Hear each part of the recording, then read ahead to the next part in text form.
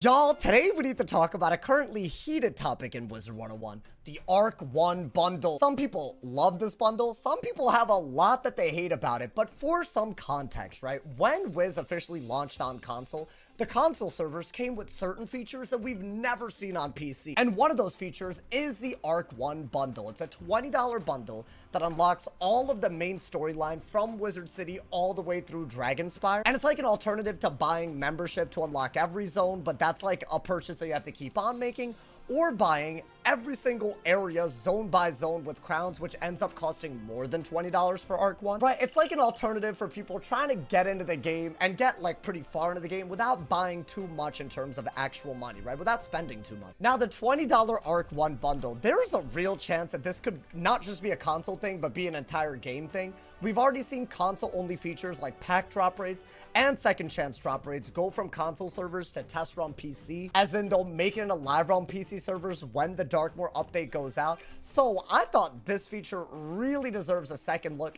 Is it worth it? What is it missing? So what does this $20 purchase cover, you might be wondering? So they actually answered this in an FAQ probably 2 days after launch. But basically, you get everything from Wizard City all the way through Dragonspire, with the exception of the 4 dungeons update. That is basically Kembalong Village, Barkingham, Zigzag, and Darkmoor. You also do not get Catacombs, which is a level 130 area in Wizard City included, which makes sense. Why would you include that in an Arc 1 bundle? But here's the thing that a lot of people have an issue with.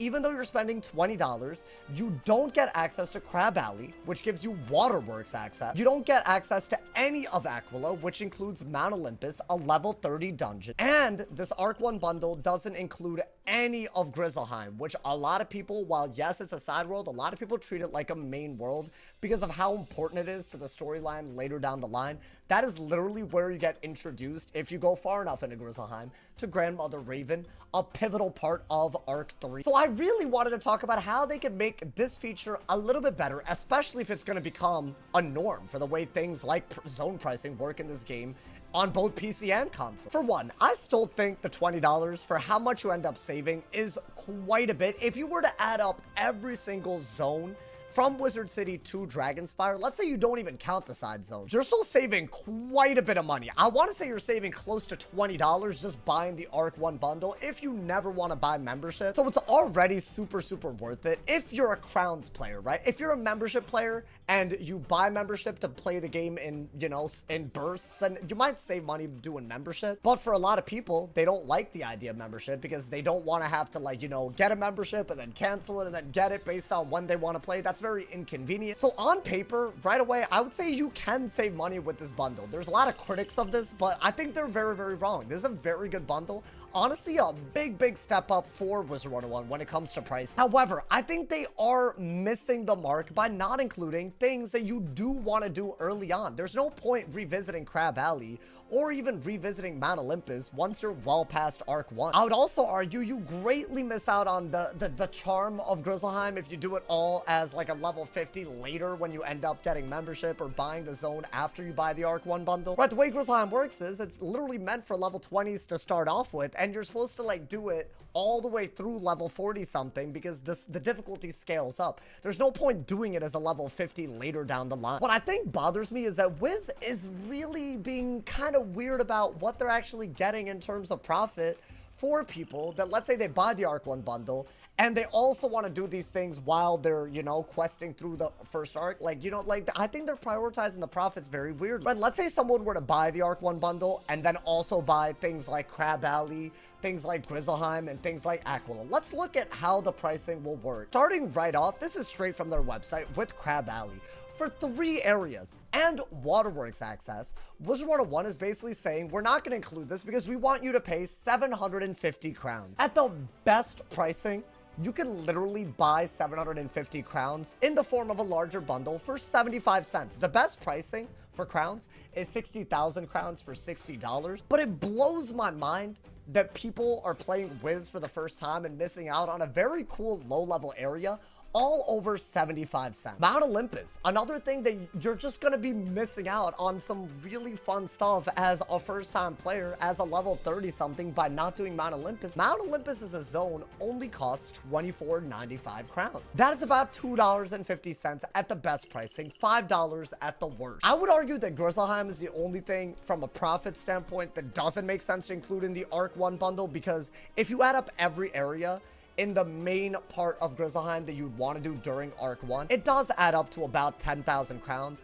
Now, that is quite a bit, right? Like, at the worst valuation, you could buy 13,000 crowns for about $25. At the best valuation, you would have to buy in bulk to get 10,000 crowns for $10, right? And even then, it's still quite a bit of money to lose out on when you're talking about a lot of players making that type of purchase. So what do I think Wizard101's solution should be? I don't think they need to include all of these extra side areas into the current Arc 1 bundle. If they're worried about the profit, at the end of the day, they're a company that needs to make money. I don't think they should just give away everything, especially with all the excitement around console launch. They should make money while they can, so they can invest it right back into the game. But I definitely think we need like an Arc 1 premium bundle, something that costs just a little bit more, maybe like, I don't know, $22 or something, that includes Crab Alley, that includes Mount Olympus, maybe just includes all of Aquila for something like $25. I think Wizard101 is seriously underestimating how important some of these side dungeons are, especially the earliest ones in building the community on this game, right? Places like Mount Olympus at level 30 and even Waterworks at level 60, these are the places where I've had the best memories.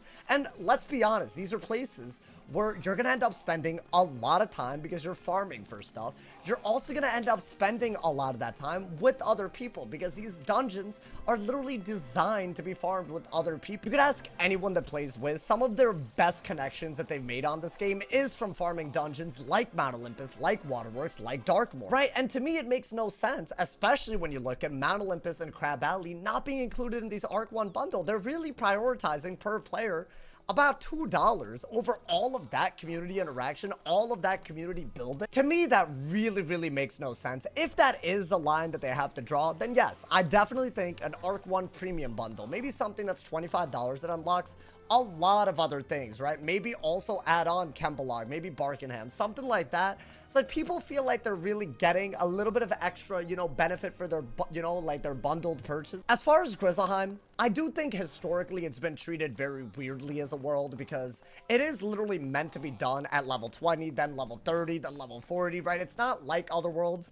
that are all meant to be doing, that the entirety of it is meant to be done in the span of 10 levels. But as a result of that, I think maybe they could really benefit from making just the first part of it free so people know that it exists at least. Like maybe just Saverstad Pass free. I think it would benefit a lot from just getting the Wizard City treatment because then at least people would be like, oh, Grizzleheim exists. Oh, maybe there's a reason to get membership. Oh, maybe there's a zone that I might want to purchase, right? If you can't justify putting 10,000 crowns of value into this bundle, I kind of do get it, but I just don't think that it's right that people that are playing Wiz for the first time might go all the way to level 50 and not even know about Grizzleheim. I think that's crazy. And considering that you learn multiple spells that you actually need as a prereq to train spells later in the game, and obviously the Arc 3 storyline component that we talked about earlier, I definitely think that's something that people should at least know that it exists. I think that's my biggest issue with Grizzleheim not being included in this bundle. It's the fact that this is a bundle aimed at first-time players, and it's really just leaving out a very iconic world. A world, again, that a lot of people played this game and fell in love with because of it.